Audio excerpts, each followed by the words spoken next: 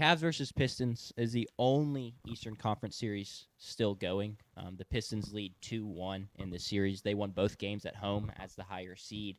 And then Cavs took game 3 off of surprise, a good James Harden, a clutch performance, hitting multiple big time baskets down the stretch. It's a must win game. You can't go down 3-0. You just simply cannot. And so they avoid that. And I believe they play tonight. And the Cavs look to even the series still at home. Thoughts on this series, JP? I'm going to kick it to you since I need to go try and clean up my drink. Yeah, sure. Yeah, they play in an hour and a half, game four. The first two games of the series were very uh, Pistons controlled. Yeah. Pretty much throughout. I mean, the first quarter of game one, the Pistons took it by 16, and then kind of kept a double digit lead pretty much the entire way. And this was in a game. So far this series, Tobias Harris has been phenomenal.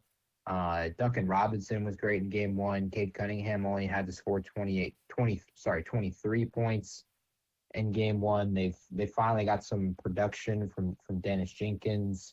And to no surprise, it was a lot of just Donovan Mitchell for the first two games. I mean, Harden had 22 in game one, but he has 7 turnovers to his 6 made field goals, which the Nick Wright stat was I think his 44th or 45th time he's done that in NBA history, which is just remarkable.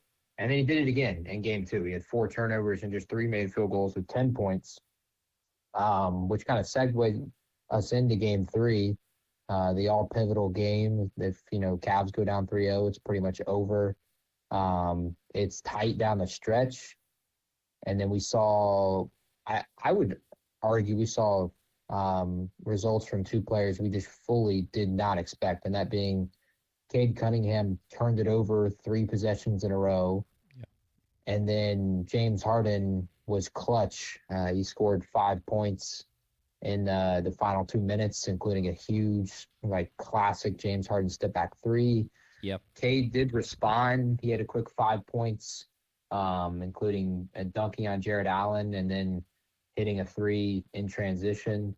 But I've just, the one thing that kind of stuck out for me, and I already said it in the yapping chat, I don't understand how the guy who scored the 11th most points in the history of the league needs someone to give him the ball and give them their full confidence in him to go score a big time bucket in a playoff game in a must win scenario. Yeah. And that's literally what occurred. Donovan Mitchell multiple times, like Harden in those last 2 minutes, looks over to him while Harden has the ball. And it's like, do you want this? And Donovan Mitchell has to wave him off. It was kind of insane to me, but I guess at the same time, like, for it to have worked, I'm interested to see tonight if that, adds a psychological edge after Harden goes from 2 arguably awful playoff games where you have more turnovers than made field goals into a really good final stretch. Like, he didn't light it up in game 3. No, I mean, he finished with 19 he only points. had 19 points, and I believe almost half of those were in the fourth quarter. So if he gets, that psychological little stretch there, I really want to see tonight, does that become something that, continues throughout the rest of the series? I'll be shocked if it does, because we're in year 17. Yeah, we have a lot of precedent that suggests otherwise on that point. Yes, and he's had some good games in playoff series before after having bad games. Like, I specifically think of a game in the Philly Celtics series years ago where he was really, really good in a game where Embiid didn't play and they ended up winning in Boston. Yeah. But then later in game 6 and game 7, he was atrocious. So I don't expect it to change everything, but who knows? Maybe 17th time is the charm. If there's something on the Detroit side, it is that Tobias Harris and the way he's played in these 3 games, if he continues to play like this, he scored 20 plus in all 3.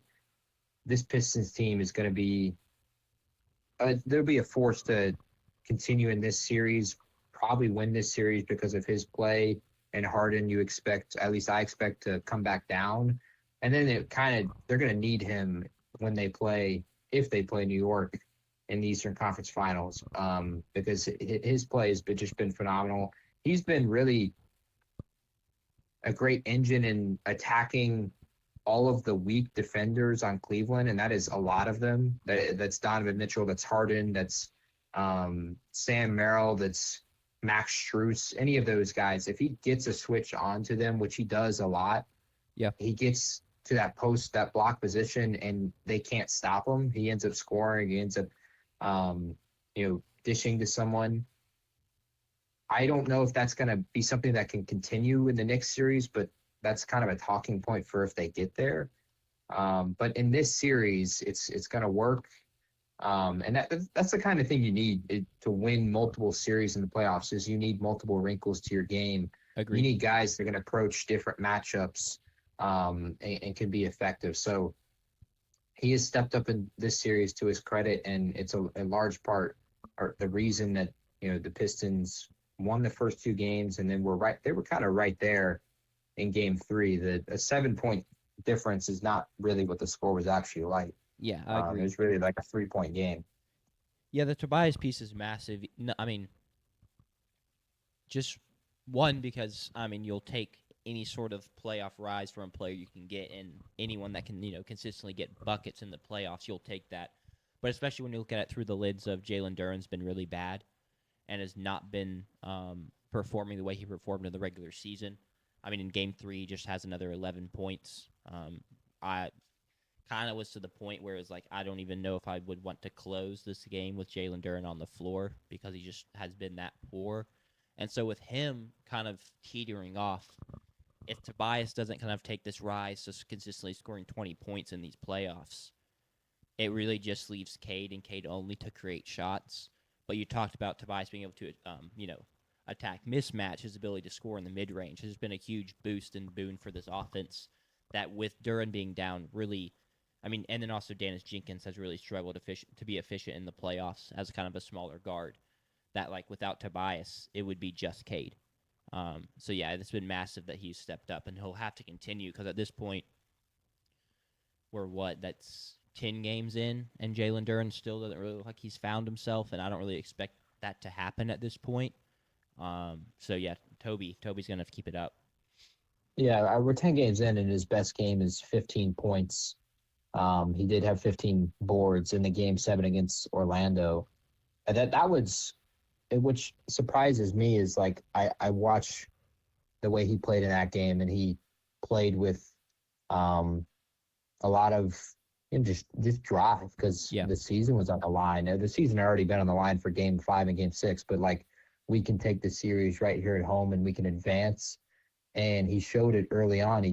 He's getting on the glass. He has 15 boards in this game, the most he's had so far in the playoffs. And then for him to come into this series, especially like we talked about before this series, he's had good games against Cleveland already this year, and yet he still is just kind of playing like he's playing the minutes of a center that would should be playing like 28 minutes, not be playing 35, 33 minutes and having such a big role in the offense. This is the kind of prototypical center you would kind of look for, not a potential star in the league. 10 points and 10 rebounds. That's what you're looking for from your starting center, whoever starts.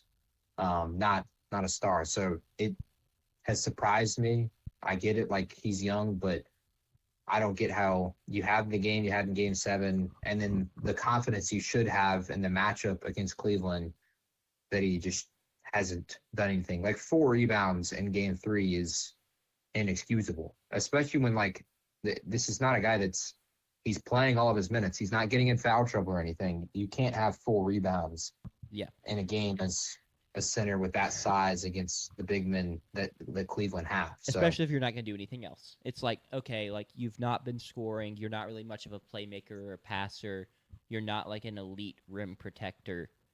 Could you at least, like, lock in and just go all out for some boards? And he's not really even been able to do that. And so it's just been a huge letdown. He's probably cost himself some money, that we'll see. all in all, though, through 3 games, I kind of feel like this series is kind of playing out how I expected. You know, some pretty tightly contested games, but the Pistons' physicality kind of given some of the Cavaliers some issues. And so I kind of expect that to continue, but I think this will be unlike a couple of the other series we'll get to, one that's already finished up. I think this will stay one of the more competitive series of the second round. Any final thoughts, or shall we move on? Yeah, do you think either of these teams, we can even open this up to Sanders since he picked them. Do you think either of these teams are going to be competitive with New York? Um, it's tough. Like right now, if you had to say. I would say no. Same. And that's coming from a Knicks hater. I mean, I had the 76ers winning the Knicks series because I just, well, I for many reasons. One of them being, I think I said like I still don't trust this Knicks team to consistently play good basketball and not get out of their own way. But the kind of 7 game stretch they've been on where they consistently have done that, consistently played up to their ceiling, they're really, really clicking right now. And so I don't think either of these two teams can touch that ceiling with the way they're playing. The Pistons, to their credit, did give the Knicks some issues in the regular season with their physicality. But even with that, like this Knicks team I'm watching right now is hit a new high than they even did through their better stretches of the regular season. So I would really trust the Knicks in the next round, regardless who comes out of this series. And the longer it goes, the better chance they have. Yeah, So 100%. Would you agree, or do you think one of these teams can put up a good fight? I agree with the first point. Like I don't expect New York to play consistently good basketball. I think, and we'll get into it here, the large part of their success against Philly was more so Philly based than it was Sure. New York based.